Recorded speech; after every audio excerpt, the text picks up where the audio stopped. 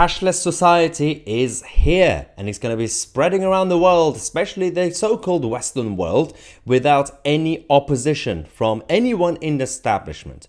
Apart from ordinary people creating campaigns and movements around the world, from here to Canada and Australia to America, no one else in the establishment is actually standing up for the values of basic humanity. This is about what's going on in Australia. The move is accelerated towards going completely cash-free without getting the consent of the public. So, warning, Australia is going cash-free. Without warning, all four major banks have now begun limiting cash withdrawals in various cities, making some branches cash-free. The government took 1 billion Australian dollars worth of notes out of circulation, and people are unable to withdraw more than $500. This is also the report that we have from Sky News Australia. Australia is slowly shifting towards being cash-free. More than $1 billion worth of notes have disappeared from circulation in the past 12 months. It follows the Commonwealth Bank's decision to start trialling cashless branches across Sydney. Economists say a cashless society will hurt criminals on the black market, but will make life more difficult for the elderly who rely on notes and coins.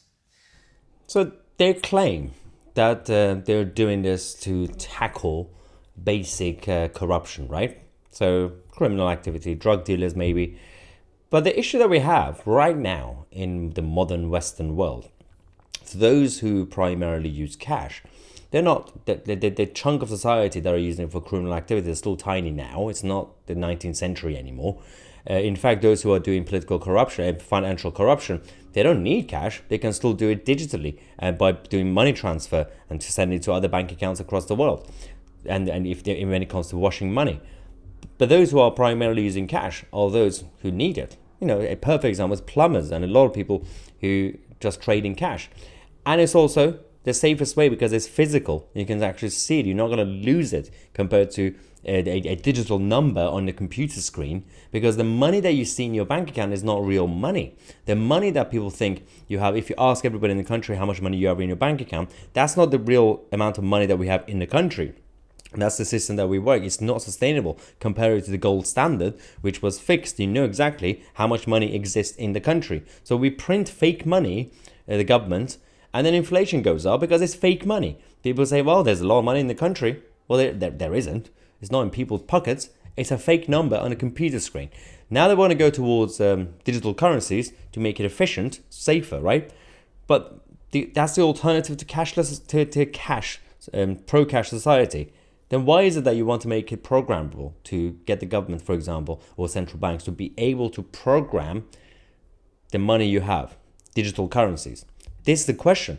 Nigel Farage tweeted, NatWest in the UK are about to do the same thing to UK customers. The globalists want to drive out cash and control every aspect of our lives. We must stop them. Well, when you say these things, the establishment come back and say, you're a conspiracy theorist. Because what is happening? It's not a theory when it's in actual official documents from government. You got the Bank of England getting ready in the Treasury. It's not a theory. This is what they are actually saying.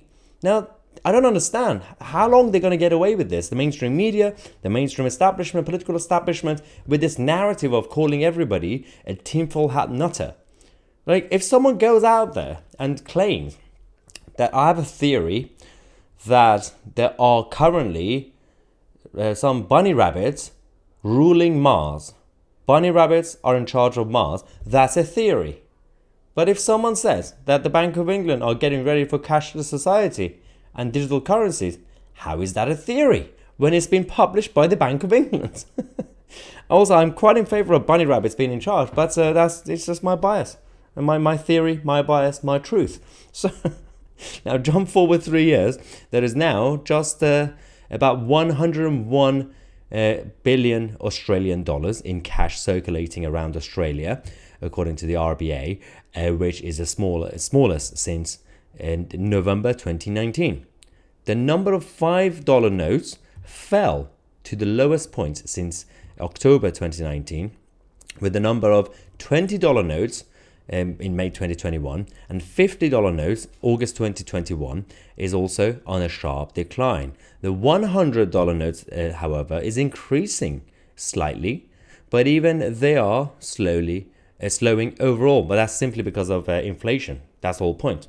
They want to initially they want to go against what we call change, and like, just tiny money and coins, and the $5 or pound notes and everything else, because they want to get rid of that first. You can still have the higher ones for a little bit, because the cost of living is high and you can actually spend that, but they don't like coins. They don't like the £5 notes, for example. It's expected that cash use will continue to decrease in the coming years, similar to the use of checks, which are set to wrap up completely in the country by 2030. So you could see, for example, checks being redundant, because it was a natural cycle. It's like when we gradually moved away from fax machines to emails. It wasn't a government mandate. Checks being redundant mostly because of online bank transfer made it easier. It wasn't a government mandate. When things gradually progress and become modernized, naturally, that's just part of the human progress. Again, we used to have the horse carriages and everything else, hackney carriages. Then we were replaced by black cabs and actual cars. With petrol, diesel. That was not a government mandate. That was part of a gradual progress. But when you have government mandates and basically a central planning system trying to rearrange society because it's in our interest, that never goes well. It never ends well. In the West, especially post-medieval times, with good education standards and good conservative Christian values and parenting values, family values, we overall, slowly, in the West, in Europe, became more civilized and behavior got better, obviously until recently.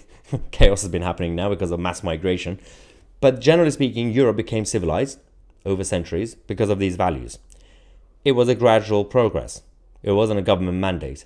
In China, they didn't have that, or in the Middle East. So in China, they decided to come up with a government mandate, a central planning system. The Communist Party in China decided to introduce a social credit system recently to then change people's behavior, because they didn't have the Christian conservative values of hard work, self-determination, family values, and things like that. That created the modern West that we call it, post-medieval times. So they decided to accelerate it and basically say, how do we catch up? How do we become more civilized and they behave better? So let's just do it in a mandatory way. But again, the rise of Europe that I mentioned is now going back down because of chaos. The globalized world, mass migration, we are bringing people with different values here, and education standards have gone down. The so-called liberalism in society has gone too fast, and we don't have basic values that created our conservative nations. We are where we are now. We have to look forward, not look backwards. We have to find a way to fight back instead of surrendering, instead of just going on social media and just shout at Bill Gates or Tony Blair. That doesn't do anything. We have to fight back. We have to get unified. We have to have campaigns. And obviously I have my own campaign, especially when it comes to trying to save British farming. We have a lot of campaigns. Nigel Farage has his campaign for debanking. We have to continue the political establishment, the good political parties and political leaders continue to protect and fight for British borders and national security. We have to do things in a focused way. We can't just go out there and moan and complain about the return of Tony Blair and he's a lizard or whatever. That doesn't do anything. Or Sadiq Khan is a liar. Of course Sadiq Khan is a liar. No, he's not a lawyer, he's a liar. That doesn't really change anything. On a regular basis, if just we shout at George Soros or Bill Gates, how's that going to help anything? You have to actually do something about it, rather than just shout from the sidelines. Those who want to be involved, those who want to actually make some changes. We did this on the channel when it came to Brexit. We're doing it, as I said, when it comes to the banking scandal. We're doing it when it comes to the border crisis. We're doing it when it comes to the farming industry and everything else that's happening in the country. And I will continue to expose the scandals around our nation. We will continue to be your voice, because not everybody has the capacity to be able to go out there in the public and become a public political warrior or political activist. But some of us who can, we should do it. Anyway, that was my rant for the day. Thank you so much. I'm Mahyar Tousi, and we are the media.